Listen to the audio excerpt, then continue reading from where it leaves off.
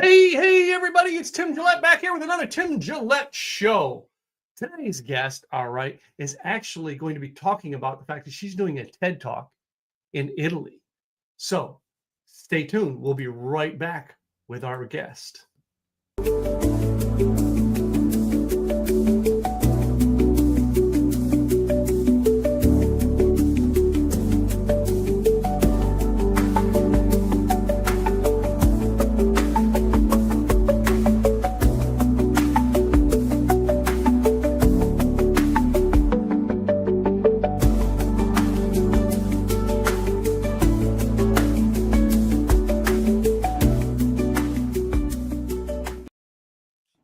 Welcome back, everybody. Today's guest, Rita. Now, Rita, I'm going to mispronounce your name about 50 bad times. You know that. That's great. Boccuzzi. I feel like that guy on Saturday Night Live trying to butcher names. The name butcher. That's going to be my new app. Boccuzzi. That's awesome. It kind of goes with the, you know what, when I tell people how to pronounce my last name, I say Boccuzzi, like pizza.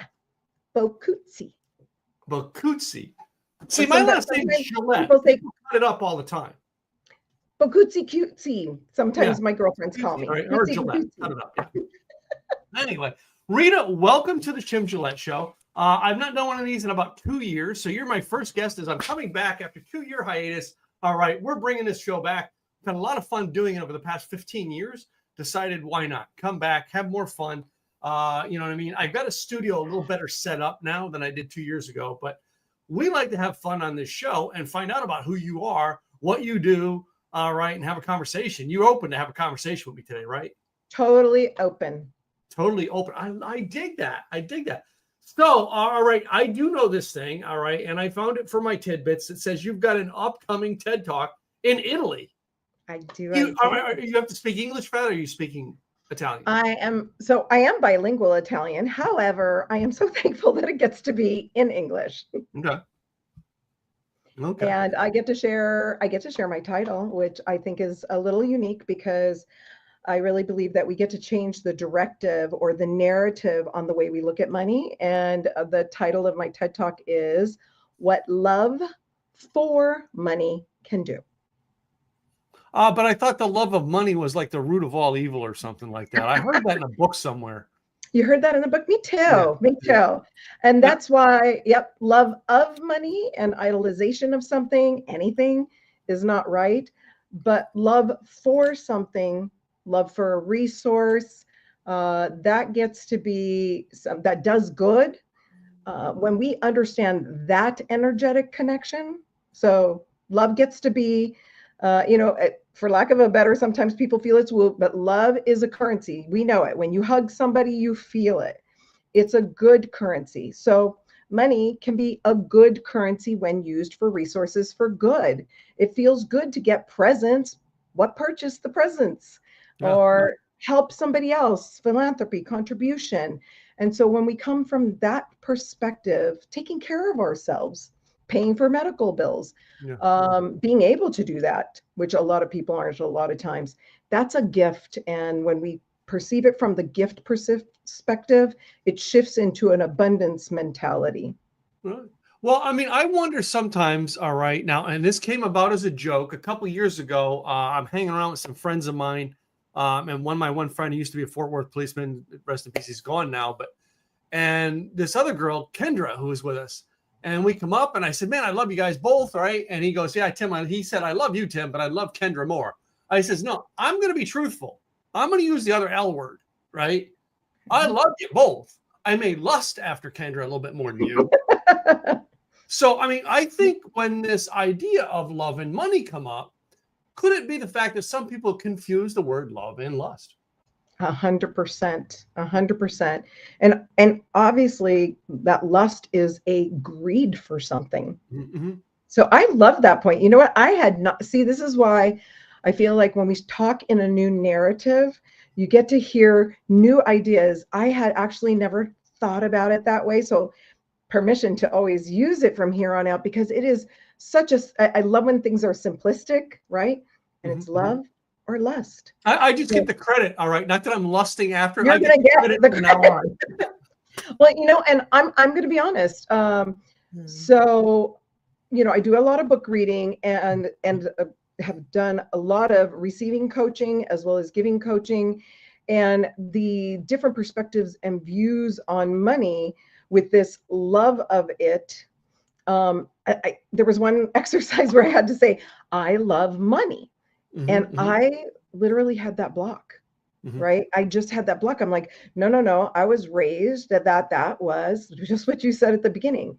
Love of money is the root of all evil. And then as I grew up and I love philanthropy and helping people and giving, I thought, well, if I love what money's doing, how could it be bad when it's helping feed somebody? Yeah. So I always like I have like a million questions in my head all the time.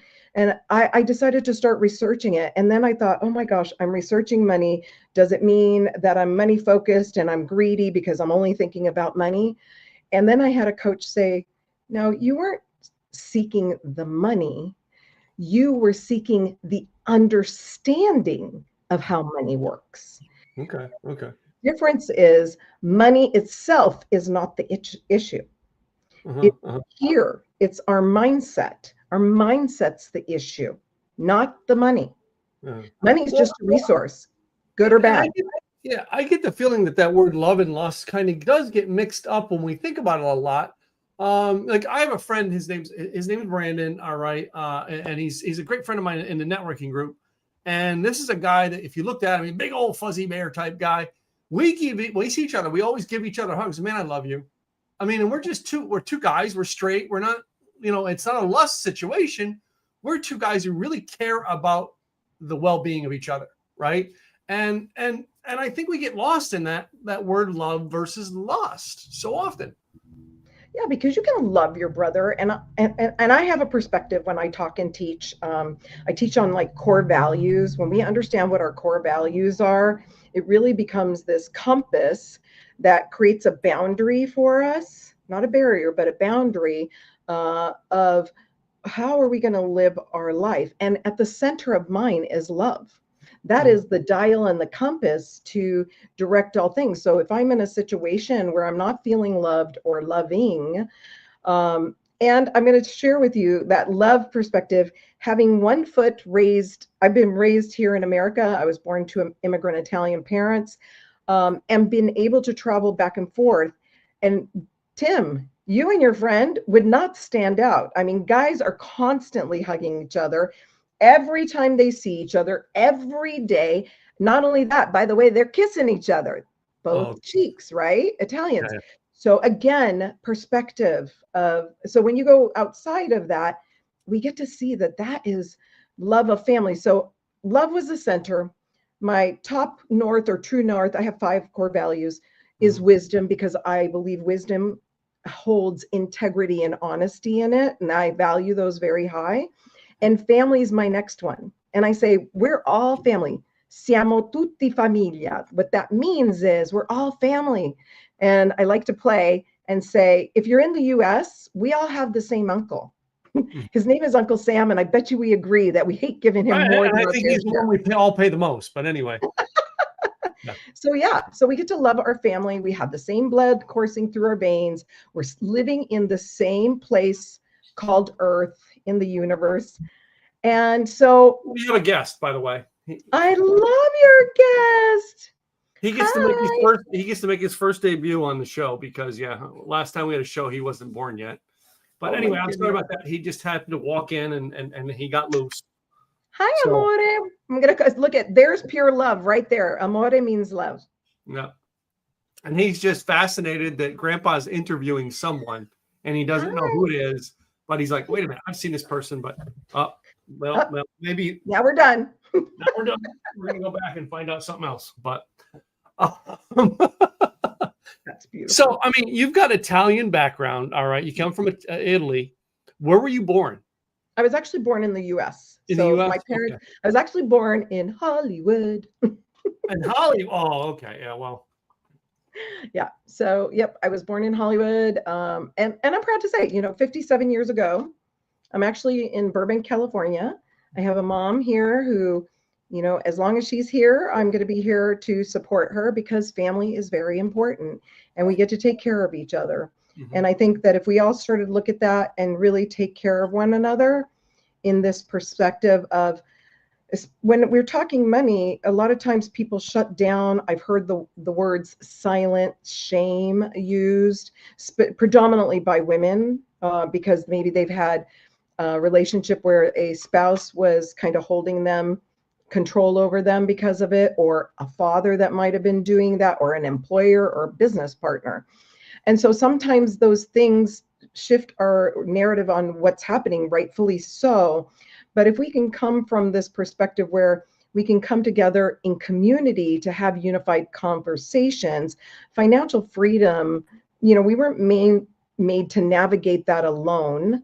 We were made to navigate that in community. And by normalizing conversations around it, it gets to be empowering. We get to stop limiting beliefs like, money's complicated, or I'm just not good with numbers, or wealth is for other people. So these are things where those beliefs are not only false, they harm our financial well-being. And then they narrow down from abundance to scarcity, right? From empowerment to disempowerment. And it's really actually only about confidence building. The more you know, the more you get educated about it, the more you grow, right? Yeah. And was there a time in your life that you had to overcome that hurdle to get here? Yes. I think life always has its up and downs for everyone. Mm-hmm. But the one time where I say I got kicked in my assets was when I got cancer. So, the illness was devastating. By the way, I've been in remission now 14 years. But what was even more devastating was the financial devastation, the loss of our income, the loss of ultimately the sale of our home. I literally felt like I was at the top at that time, and I was the breadwinner. My husband and I kind of would ebb and flow with that. And at that time, it was me because he was transitioning into a new career. And I'm going to say, unfortunately, it was sales. And so he hadn't really built up clientele because it only had been like 2-3 months before we found out. Yeah. And so I felt like the financial burden of my family because it was such a loss of confidence. Like we did have things set up pretty well. I'm going to say most people can't live without a paycheck, a regular paycheck. We had to live 12 months without our same income. Modern medicine is amazing, and people have to live a lot longer when they're sick without their regular income. And so statistics show that every year bankruptcies due to medical related issues only are over 60%. Home losses are over 50%. And business losses are 48%, and no one's talking about it. And I'm going to say it like this. It's not a lack of money problem in our nation. It's a lack of money education problem. And I feel like this was a God-given gift for me from a gal who used to, and my mother still reminds me about how I used to get in trouble for talking all the time. She literally still 35 years later, well, probably more than, has report cards from elementary school that say, nice girl, but she talks too much. Well, now I use my talking with intention to help others, to help people grow, to raise what I call their financial confidence and their financial intelligence by having conversations and just feeling comfortable about it, so that this way we can get to the source of the solution for whatever financial ailment people have, whether it's right now, people are freaked out, right? If we're talking current day, they're freaked out about their accounts and their retirement accounts. And the reason why is because it's quite possible that things weren't set up right. If you are freaking out about that, a lot of times people just don't have that safety nets ever set up. And that's because there's a lack of education on that piece specifically. So, once we learn about these tips, we can exponentially grow from them, and we just get to do that. I think that we get to have fun around it, create lightness around it, in this, not in a disrespectful sense, but just to relieve the pressure.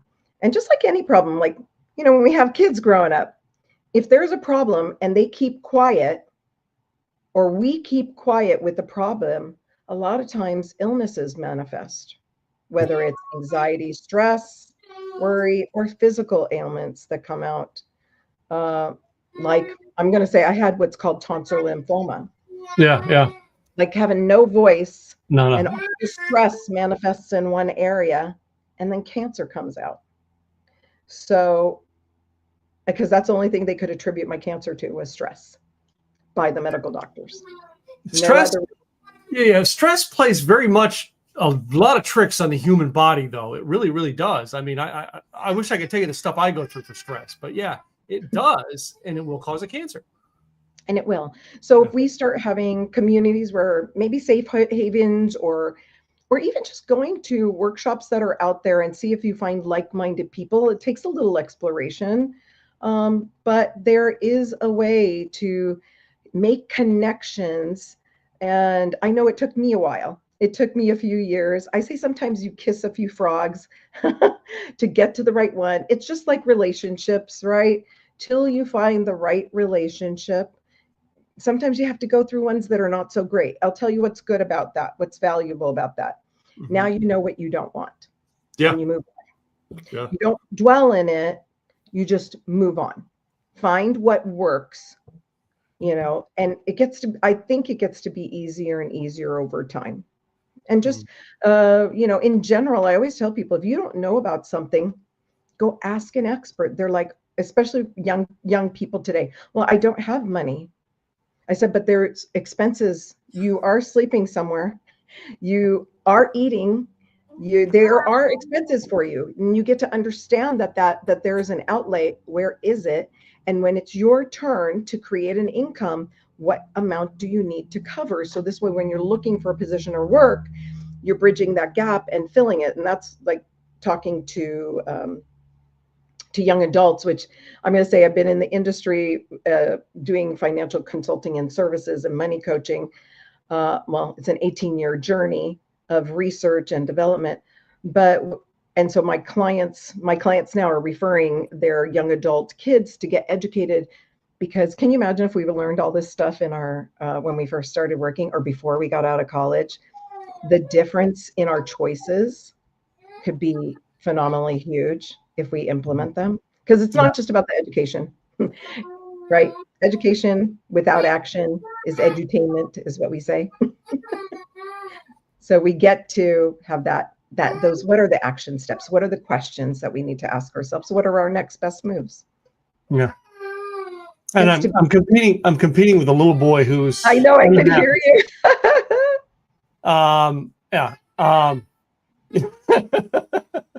This is going to be my most fun podcast yet. So absolutely. You know what?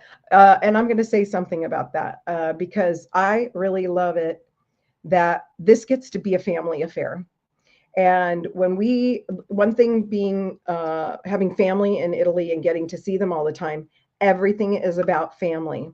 So when we are supporting one another and somebody's supporting their family, we get to support, and just it's no big, like for me, it's no big deal, because I just think that, wow, how amazing that you get the opportunity to share valuable information and take care of your little grandson. I think that's absolutely amazing. Yeah.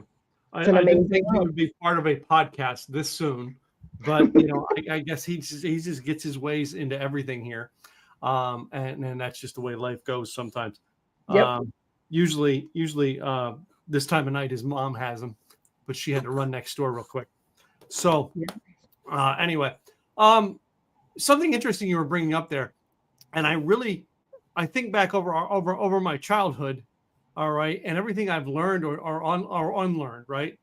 Mm-hmm. And before the internet, if I wanted to learn something, like I wanted to learn something about relationships, or I wanted to learn on how to better spend my money, and I didn't have money to go buy the book, I would go to the library, And Yep. then we had Barnes and Noble came along where you can go sit in Barnes and Noble and just read the books. Yep. You know what I mean? It's like, I think what it is, and maybe when it comes to money education, that I think many people don't open their eyes to where the resources are. They just close their mind to going, and that's the problem with their money as well. They just close their mind. Well, I can't get it. I don't have the internet. I don't have a book. I don't.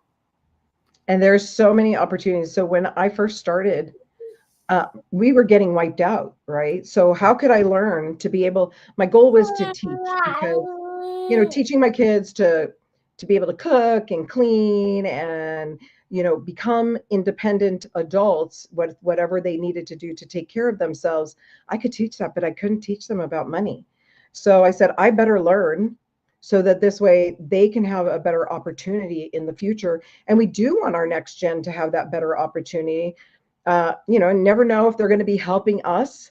And it's really interesting because you're talking about a belief cycle, and I call it, there's a money belief cycle. Just a couple key points that you pointed out is our belief system actually gets formulated by the time we're 8. A lot of times it's our parents, right? So when people come into a relationship together, we think there's 2 people having a conversation, but there's somewhere from 3 to 4 people in that conversation. This person's parents, the other person's parents, when you're, coupling up. And when we understand that all of us have some level of indoctrination of what we believe and what we've learned that by the time we're 8. So if we can have conversations around, okay, this is what I learned. Now, how can I, instead of indoctrination, do formulation? So I get to choose what serves me better, right? And then the other one is that you touched on is our actions. Are we paralyzed, which means we're not doing anything? Are we pausing, which sometimes people do have to do to reset? Are we progressing? And are we proactive? So you could see that it's like this or that step. So even though I was sick, as soon as I got better, the first place I went to was the library. Mm-hmm. Then I heard about workshops. So I would go to every free workshop, and there's lots out there. You just got to find them. You don't have to commit to anything. And this is the other thing, is you do not have to commit to anything to get the information. People get to share it. When people sit down with me, they don't have to pay for it because they don't know what they're asking. I don't know if they can help that. I can help them. I might need to refer them to someone. It's kind of like I could be your personal shopper around it. But if I'm going to find you a dress or whatever, or you're going shopping for yourself and you want to find the right, let's say, pair of shoes, you got to try them on to see if they fit. Yeah. I think it's the same thing with the education piece, to see where you land and what works best with you and who aligns with you. But there's a system to it. There's values, there's considering your belief system. So I call it the mindset that connects to the skill set, because you can have all the financial knowledge, and a lot of people do, but they're still not successful because they believe they can't be. Yeah.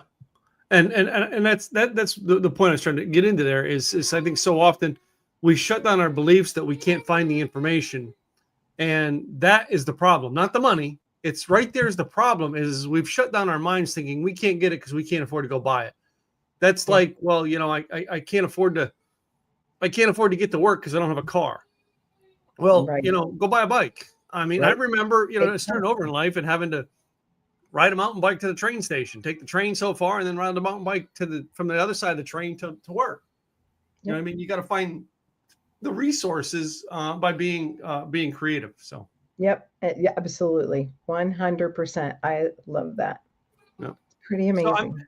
So you talk about workshops, and I've led quite a few of them over the years, as well as, it's funny you say that, as well as written them for other people.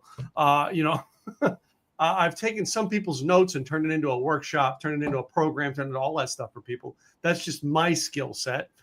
But you are right. I'm sure you've created events, programs, all that stuff, right? Absolutely. Absolutely. And I still currently do them. I've been doing them for over 10 years now. In in my local area, I do events called Wine, Women, and Wealth, which is women focused, right? Yeah. Men that like to support us, we invite them, but it is female focused. A little bit more about emotional connections and things like that are usually unique to kind of like the men are from Mars, women are from Venus type stuff. And so that talks about really the conversation and normalizing it and making it comfortable. I have Money 101 workshops actually that we do online, and we do Wine Women online as well. So I have online, offline, but I have a team and I have colleagues that support me, so I don't have to do it all by myself. And we believe it takes a village to support a community. And so people can come to these events for free and just kind of like check it out, right? Especially via Zoom. Like you don't have to put your name in any kind of thing. You just get to show up, put skin in this game, and invest time for you to grow. And that's what we put out there so that people can show up, and people can check that out on my website and learn where to grow so that they can achieve their financial aspirations. Yeah. And that's what the website's called, achievefinancialaspirations.com. Achieve Financial Aspirations. Yeah, I did notice that about your website, because of course we look up websites on this show because we're in the website business. AchieveFinancialAspirations.com, which I thought was a pretty good name, by the way. What made you come up with that name? Oh gosh, it took a while to come to it. It was, I like things that I can remember.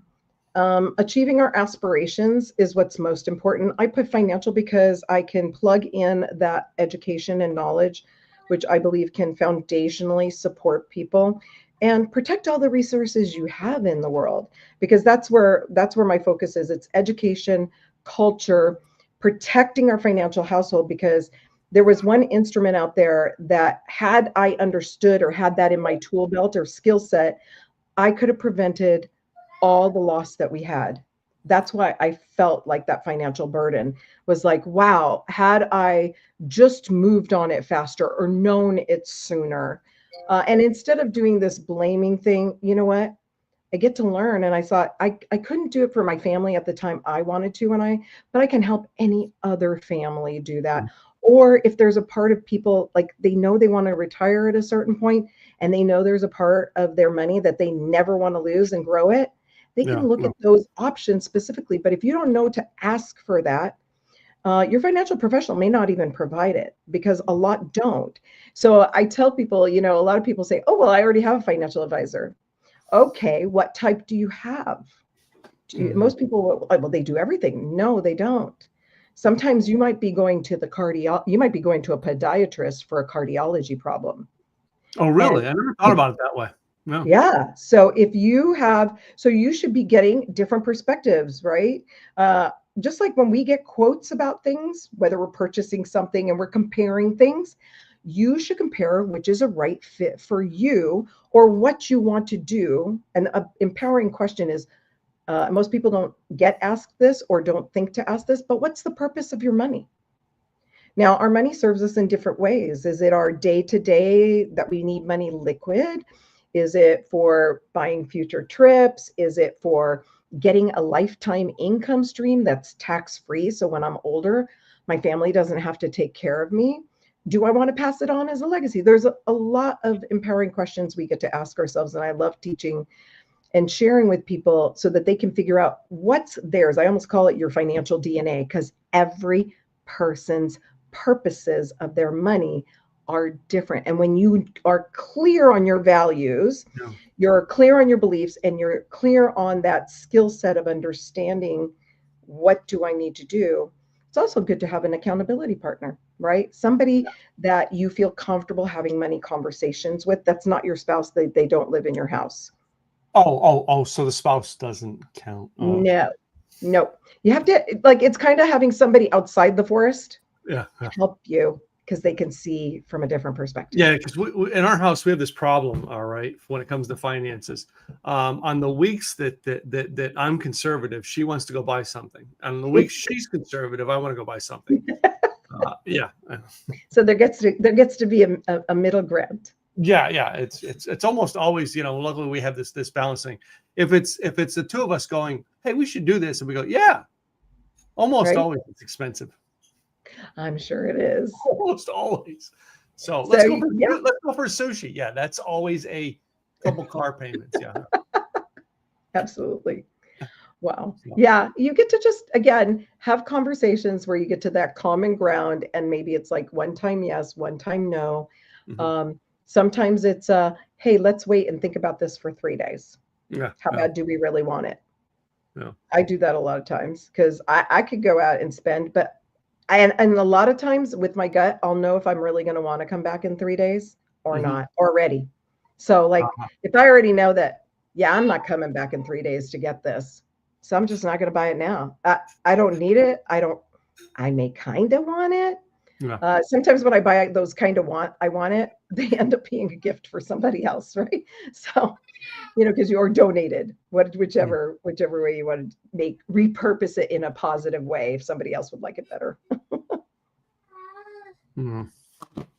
So, it's interesting though what you give this idea of actually making us think about money and making us educate ourselves about money. This means that you're a billionaire, right?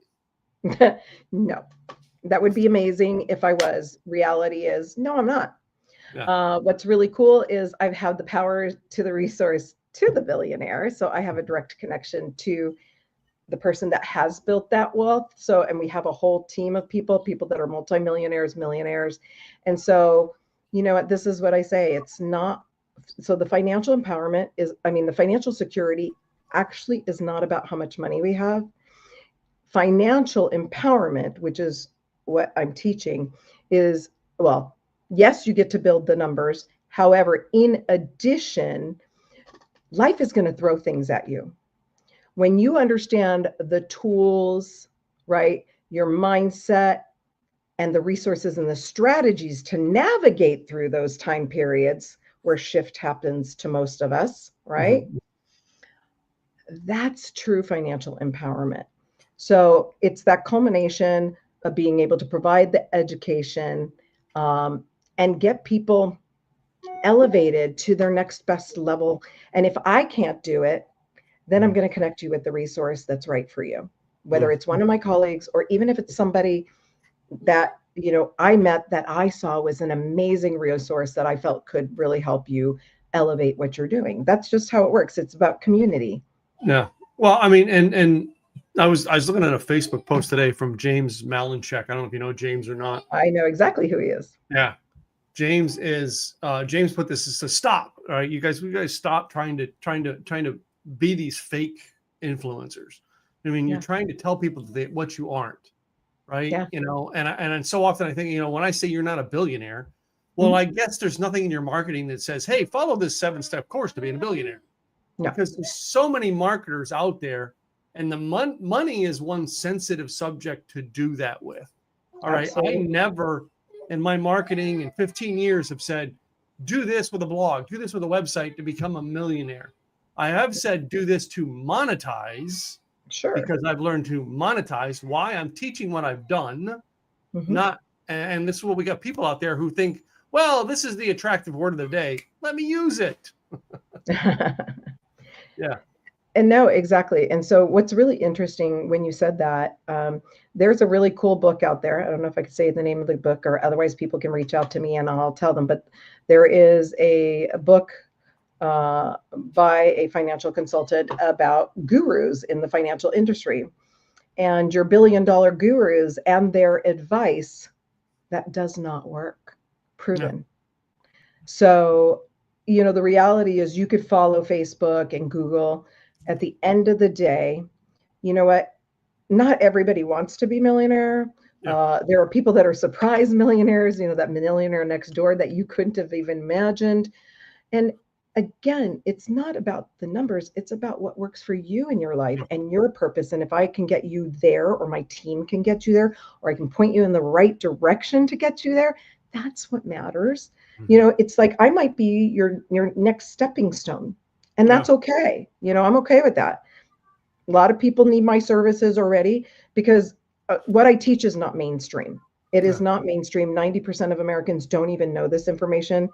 I literally just did a workshop for a very for a college. I'm just going to say that. I'm going to keep it pretty vague. A college. Out of 35 students, only one knew some mindset tips around money. None of them knew about money at any level. And they're all graduating this year into their own respective businesses or jobs. And they have never learned basic skill set things like how to protect their money that they make, how to save it, what's the power of compound interest, and how does that work? It was these are completely, actually, it's not even just a college grad. I'm going to say I've had a lot of people my age. And when I've seen age 25 to 75, we have not been educated around money. And we all need that skill set in our tool belt. And because once we learn basic principles, all you have to do is rinse, repeat them. Yeah. That's really like, so, a lot of times when you get into guru type things, it's the upsell to the next thing. You might learn one nugget, and then if you want to learn the next, and ask me how I know. I invested 18 years of research and a whole lot of zeros behind that. What I believe that we get to do is, hey, if in a semester we could learn what we should have learned from kindergarten to college, how much time and money would I commit to that? Because then all I have to know is that system and grow from it and grow from it and rinse, repeat and grow from it. And that's how I teach. Well, but not just money, because I've been an entrepreneur my whole life. The concept of Robert Kiyosaki's The Rich Dad, Poor Dad is some of us go out there and fight to find this education. And then we go back home and our well-meaning mom, aunt, father, grandfather, sister, uncle, brother educate us in the poor dad ways, because they're going, well, yeah, that don't work. And it's not that it doesn't work. It's just that they've never tried it and it's not been in family history. So on some level, are you working to break generational curses? 100%. I'm going to say, I believe that's my calling, because it is for me. My family lovingly is, and this is what I believe most of the time, is they're projecting their fears on you. It's not your story, it's theirs. And I have an auntie who just passed away like the beginning of this year. And she said, Rita, I'm so proud of you because you have consistently trailblazed your way without your family supporting you, because they were so scared of you failing that they could not see you in the success. And so she would always say, I did it alone. I did not do it alone. You do not do it alone. It takes a village. But my village didn't happen to be my personal family. They loved me personally. They support me in my health with my kids and my other things. So you get to respect the space where people can hold you up. It just might not be, they don't see your dream. They don't see your vision. Maybe someone does, you get lucky. Maybe you have a sister or cousin, or maybe you're blessed with that. But a lot of the times, that's actually not the case. Like I do get asked about from a lot of women, well, what if my husband doesn't want to go along with me? Well, my husband loves me and he loves what he does. We were two individuals in this one unity. We've been married 35 years. Not all of it easy. Just saying, because it's been a work in progress. Right? It's been work. The same thing is you get to work on yourself, self-develop. There's only two things you can control. Two things, and this is from a billionaire. Your attitude and your activities. Everything outside of that you cannot control. So if you let what other people say to you stop you, that's about you. You choose that. So you have the choice. So what are you going to choose? And then from another millionaire, is you get to take leadership, and leadership is not given, it's taken. So where are you going to lead yourself in your life? And I live by all this. Literally, my family and friends all know I live by the words I teach, and it's all a journey for us. And some people, I've been able to have agents in my agency that are surpassing my numbers. Do you think it makes me feel sad? maybe a little bit for a minute, Yeah. that I know where my focus is. And if I can make them more successful, I feel like that makes me more, if they can be more successful than me, my influence got them there. My being that bridge person for them got them there. That's equally as important, or being that conduit to Mhm. making somebody else's life better, because I believe we're all here to make one. Our purpose is to, back to the L word, to truly, heartily, genuinely, with integrity and honesty, love one another, Mhm. to elevate one another. And if we all came from that perspective in this society, the world would be a really different place. Like, what can I do to level this person up? Or what do I need? Maybe I need to call up a friend and say, hey, I really need this kind of support. Can you support me? Pick somebody that you think will do it. And if you don't, maybe go out to some networking meetings to the topic of what you like, and you might find your next best friend. And I'll say, I met my accountability partner that I have now had for 14 years Mhm. at my first money education workshop. Oh, wow. And he has been supporting me and watched me in a journey from, negative credit, negative, like literally underwater, near foreclosure and bankruptcy, to where I am today. And I love when I hear him going, oh my gosh, I've been so proud to be on this journey with you. Mhm. And see where you have come from and the struggles that you have gone through to be who you are. And I totally attribute, he thinks he has nothing to do with it. And for me, he has everything to do with it. Yeah. Yeah. It's magic. And literally, we have 30-minute call, 15 minutes him, 15 minutes me. He actually lives in 6 hours away. And we've Okay. called each other every Saturday. I tease, if I may tease, my husband on Saturday mornings. I like to talk. So he's like, if I don't have a call because my accountability partner is away on vacation, my husband's like, aren't you going to have your call for your accountability partner? Ah. Yeah, we have a problem like that in our house, but I will. So, I thought it was really funny that my husband wants me to call another man to Wow. talk to Yeah. him.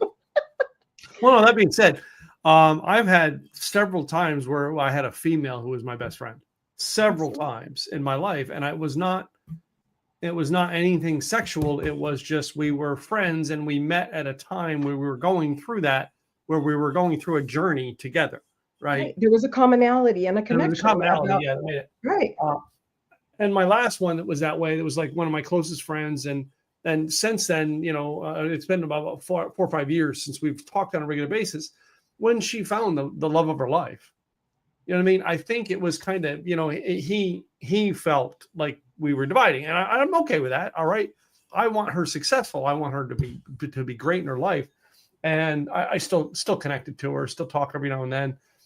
But that's it. When you find that partner or that person for that moment in time, they are, to use the phrase, a soulmate at that moment. And soulmate is not always a romantic thing. Right. Sometimes it is a business thing. Sometimes, I mean, we have soulmates in different areas, I believe, and that's part of what it I is. You agree. found that person, and he's a soulmate in that area of your life. Yeah. My husband doesn't want to have money and business conversations with me. He Yeah. doesn't, like, and that's okay. I mean, we talk about the business about our house, and he doesn't want to talk about his work with me, which Yeah. is fine. I know what he's doing and where he's at. And, again, 35 years, there's something to be said to respecting you came together as two separate individuals, which is why you got attracted to each other. Mhm. You don't have to morph into this one individual Yeah. Yeah. um, being, because that's not who you are or were ever intended to be, especially if you are opposites. They say opposites attract. It's that balance. I'm going to say that yin and yang. My husband's very calm, very grounding.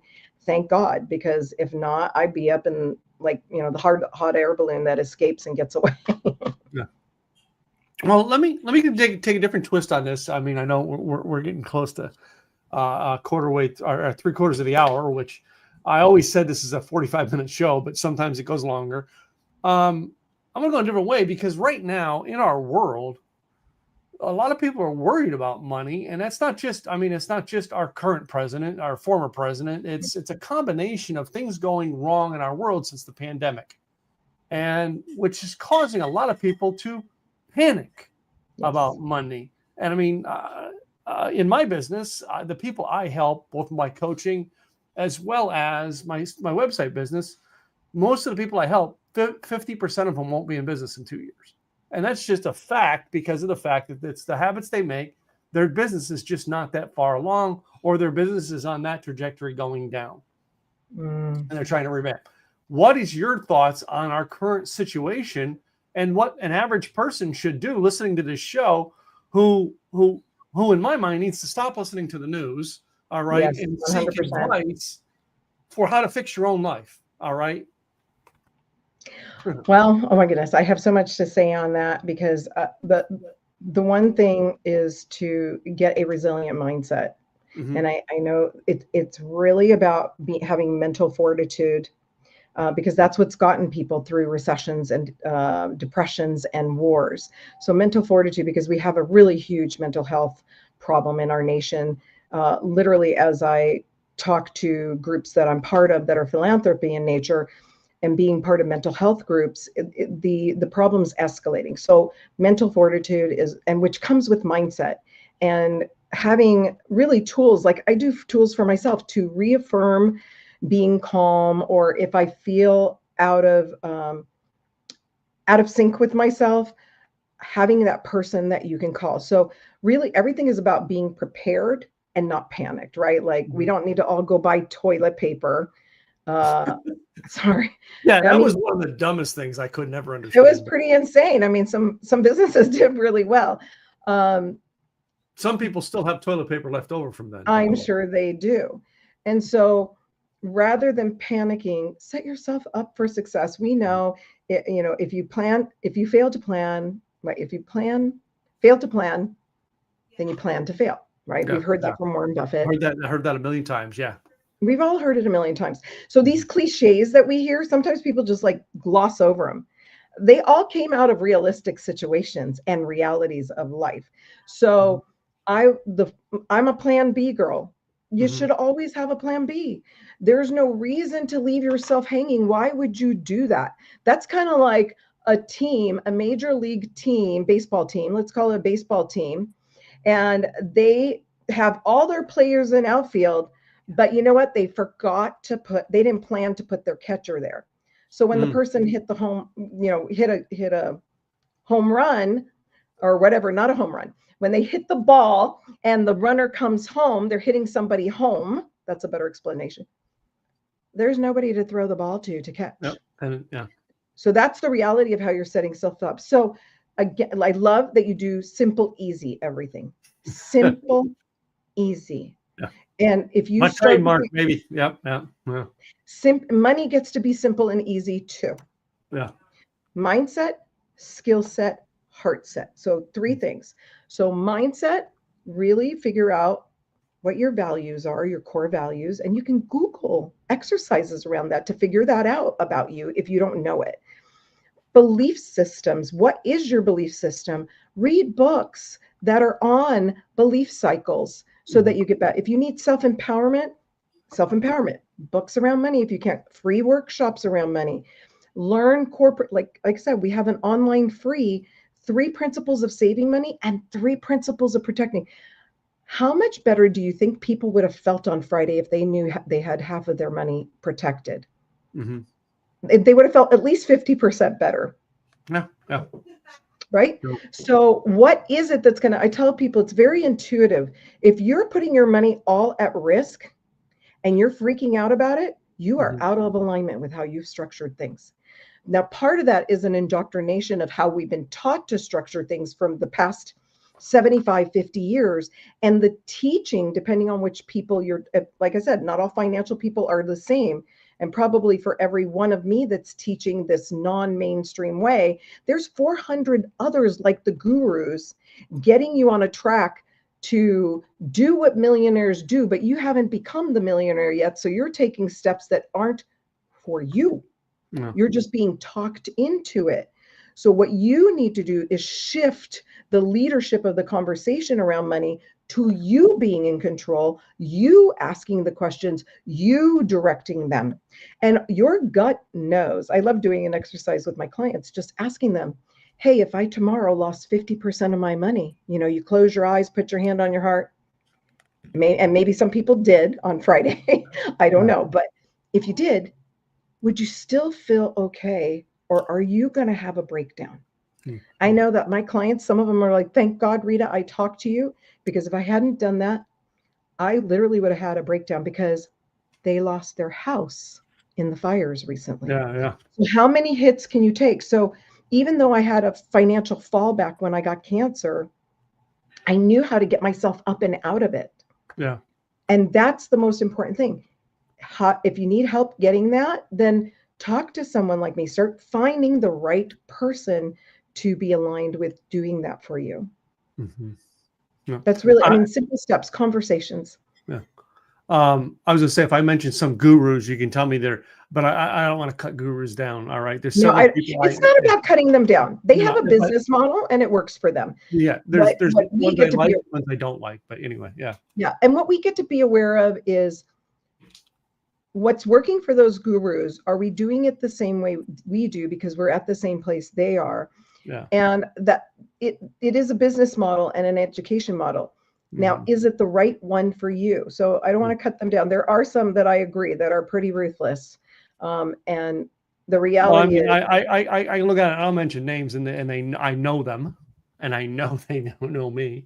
Like Dave Ramsey. Dave Ramsey's great if you're a blue collar guy. To me, I'm not a Dave Ramsey fan because Dave Ramsey would not do my business model. That's so funny. He's in the book. Is he? Yeah. Uh-huh. Grant Cardone. I am not a fan of Grant Cardone, never have been, and yet Grant Cardone has some very good success principles he teaches. I'm not a fan. It's okay, just not a fan. It's with what resonates with you. Yeah. Because if you feel out of alignment, it's kind of like you're going, are you going to choose the smooth road or are you going to choose the bumpy one? I'm going to choose the one that's going to, when I follow a guru, I'm following him because he's going to teach me something. That's right. Not because I idolize him. That's right. I'm there to learn something from him, not be him. And I think that's where we get lost in the guru model nowadays. That's very, very, very good. Good. Again, like perspective on it. Yeah. Very good. I love that. And for me, I mean, it goes back to, I think I said it before here in the show, is today's is the Robert Kiyosaki thing, right? Now, Robert Kiyosaki is one I like. Why? Because I resonated with it. And I think I learned the most with Robert Kiyosaki because it was never with him, it was never a one-step learning model. I had to learn every step. Oh, I'm here. Oh, no, wait, I got to learn more. Oh, I got to learn more. And his what is it called? Cash flow square. The cash flow quadrant. I was going to bring that up. That is a very good one to understand. Having more clarity. Yeah. And as you read these books, again, people think financial intelligence is your IQ. It is the confidence level. And how do you get that is those clarity in that information. And you said it, you get the education. What action steps are you able to actually take? Yeah. Because you got to do it. Yeah. There's no, look at money as part of our everyday life. Every household is a business. Money's coming in, money's going on. That's what happens in a business too, right? So if you are not in charge of it, you're not the CEO of your household or co-founders, if you will, of your household, and you're not taking care of finances, you're not interviewing bookkeepers, whether you can afford them or not. That's not the point. You start getting the information. So when you're ready for them, you have the right one. Yeah. So it's almost like you date the financial professionals till you decide to get into a relationship with the right one. Yeah, true. So as we get ready to wrap the show up, all right, I like to play a game at the end of my show. Have you heard about my infamous game? I don't know. Maybe I did. Maybe I didn't. All right. So we play this thing. This started out as, ladies and gentlemen, if you this first year ever listened to my show, this is 9 episodes as the Tim Gillette Show. Before that, it was the Tim Gillette Radio Show. Before that, it was the Rocker Life Coach Show. It's evolved over 15 years. But one of the things we did in the early days, we're like, you know what we're going to do is we're going to start doing something interesting at the end. We started this or that questions. And I would randomly at the beginning just write down questions and figure them out. And then I was like, I got to do it a unique way so that I don't have to think about the questions every time. Sure. So I come up with this way that I put a series of this or that questions in 5 envelopes. Okay. In one of these envelopes, I don't know which one, but one of these envelopes actually has 2 sets of questions in it that you have to go through. Okay. So if you pick the wrong one, you're answering 10 questions and not 5. So you pick the number 1, 2, 3, 4, or 5, and I'm going to ask you the questions in that envelope. I'm going to go for 3. 3, my favorite number, 3. So we're just going to put these ones over here. We aren't going to look in them. We're going to look in this one here today. Some of these questions can be controversial. Okay. Some of these questions could be fun. And we have a fun one on this one, just saying. This one here, we have 7 questions on this one here. Question number 1, this or that. Are you a Star Wars person or a Star Trek person? I'm going to say Star Trek because I remember being, yep.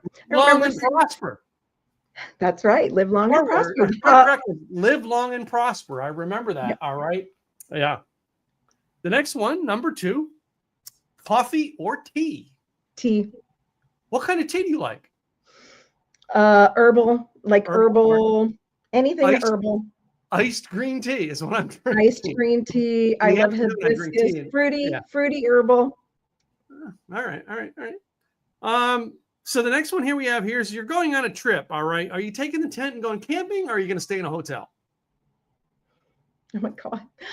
I love the camping one. I think it just has so much experience, but I do love the other two because I'm going to Italy and we're going to be in a hotel over there. But, depends where you go. I see. And it's funny because my wife and I, if we go on a trip, she wants to camp. I want to stay in a hotel. My idea of camping is a 4-star hotel. So glamping. Glamping would be about it. Yeah. All right. No, if we're going into the woods, it's got to be, you got to experience it.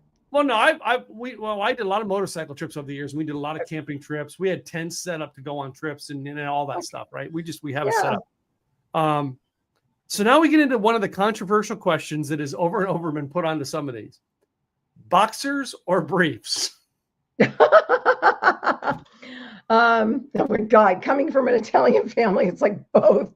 I've experienced both. And it's so funny. Aren't there the ones, I'm going to say TMI, they're the ones that are like briefs boxers now, right? There's that in between, not the loose flappy There is one. an in between now. It's the in between. Yeah. There was a guy on my show, I think it was season 3, and I met this guy speaking at an event many, many years ago. And he was on there, and him and I had a 20-minute discussion on the types of underwear. After that, I'm not kidding you. After that question came up, I think it was his name's Dave, and it's got to be season 3. It's way back. Hilarious as all hell. And that extended the show another 30 minutes. Yeah.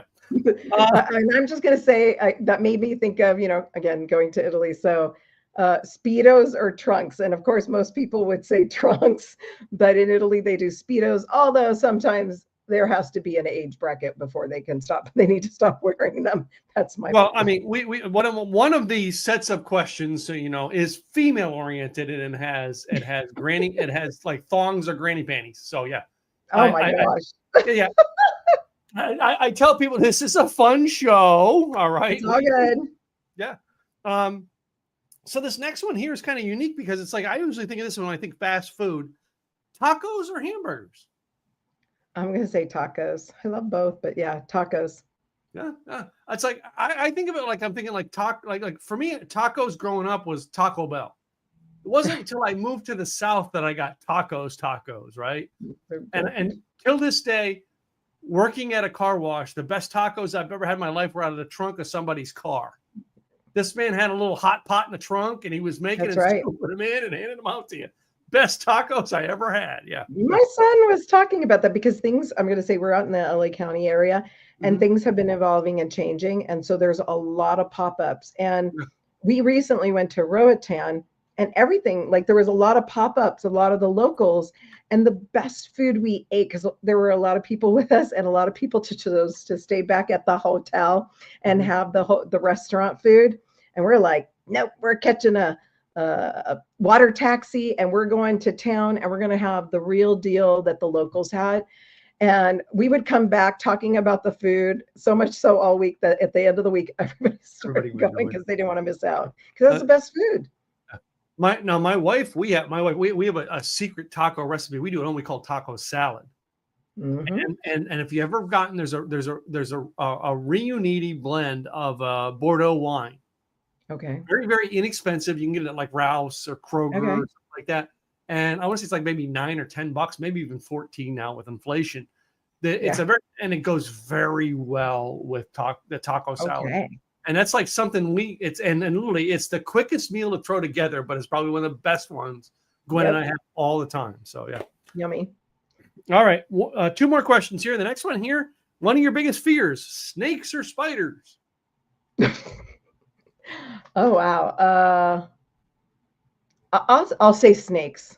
I had to deal with a big old spider, a jumping spider, when I was in Roatan. That was like a jumping tarantula. But I got so excited about it. I was actually trying to video it, which was freaking my son out because it would jump towards me as I was trying to video. But a snake scares the heck out of me. Same thing. Snakes. All right. Yeah. I was doing like home theaters once, and I had to crawl underneath the house to run wires. And I can hear my partner upstairs talking to the homeowner and saying, well, Tim's biggest fear is snakes. If he sees a snake down there, he's coming up through your floor. That's right. That's right. I'm not staying down there. All right. The last one of the most controversial questions in this or that history. All right. The toilet paper at your house, does it go over or under? Over. There's a patent that shows it should be. The most controversial question is that question on this quiz every time, and it is so fun to hear people hear their responses. So let's give a quick shout out to some of the people who've been watching us all day here. This is my friend of mine, Robert, from up in Canada, and he just says give a hello to us. But then he says, sort of like saying, the love of what money can do for you, or more money allows you to be more of you. So that's a good one. Yes. Yes. My friend Lene, I think she was looking at the little guy when he was making his guest appearance. And then Robert commented, both. Remember, Star Wars happened a long, long time ago in a galaxy far, far away. Pretty smart there, Robert. And lastly, large insect early warning system lives in this house. Her name is Mia, and an attention-demanding cat. That's a good cat. There's one of my this or that's that says cats or dogs. I know that one. Cats. Yeah, I have a cat in my house now. I have grand puppies, but I don't have any dogs. So anyway, one more time before we go, tell everybody your website and how they can get a hold of you. All right, and maybe mention anything like you got any projects or something coming up real soon. Okay. So the website is achievefinancialaspirations.com. You can go to the website, just click on the pop-up. There's a pop-up that comes up. You can put your information in there, and my email's on the site.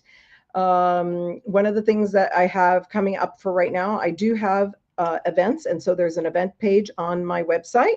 And you can see what we're doing currently. Typically, those are live, and you can just message me for anything that you want online so that you can explore more, get curious, find out what's going on. And the near and dear right now that I'm doing is a project called All Is Possible Together. This is something that I just put together. I call it the 3-3-5 movement. Mm-hmm. Basically $3, because right now we're trying to solve solutions without exhausting donors and being able to pay for resources, because there's also volunteer fatigue out here. Mm-hmm. So $3, you buy a mindset empowerment video, and soon downloadable, that, just in case you don't have time for the video, on core values, beliefs, or breaking through to your next best self, right? Okay. Because we do need a lot of mindset when things are down. So that $3 gets you, a little quick downloadable. And then the charities, the nonprofits that monetary support goes to is Home Again LA, housing, mental health Rotary, because we know these people are really just now coming through the shock of it to the grief cycle of it. And it's also helping kid stability and hunger stability as well. So we're really trying to cover all fronts. And then we ask that you share this website and this information with 5 people. We're really working on creating momentum to get to 1 million downloadables sold, so that each of these charities can have sustainable ongoing, because this situation, and there's going to probably every be situation has a draw right now. Yeah. It has a long-term effect. If you look at Hawaii and South Carolina, they're still stuck. So when we create a model, which we just did with a new idea that makes it easy and simple as 3-3-5, $3 share, basically 5, with 3 nonprofits, 5 shares to get somebody else to do the same. We get to that million. We give them sustainable resources, so then they can even do micro grants to help more of the boots on the ground that are needing help. And we help those that are really helping themselves. They're already doing it.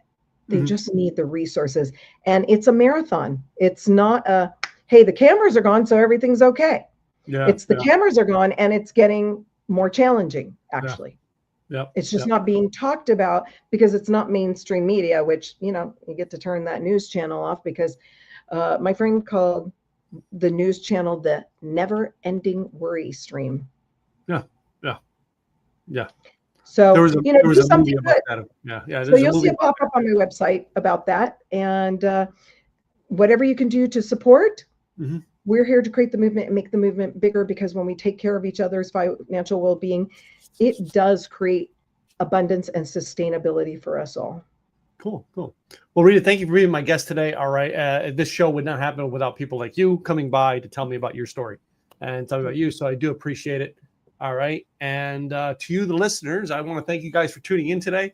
Whether you're listening to this live or you're going to watch this on the recording. All right. We thank you. All right. Make sure you subscribe to our YouTube channel, as well as subscribe to us on Apple Podcasts or Spotify, if that's where you get it. My name is Tim Gillette with the Tim Gillette Show. I'll be back real soon with another great guest, just like Rita.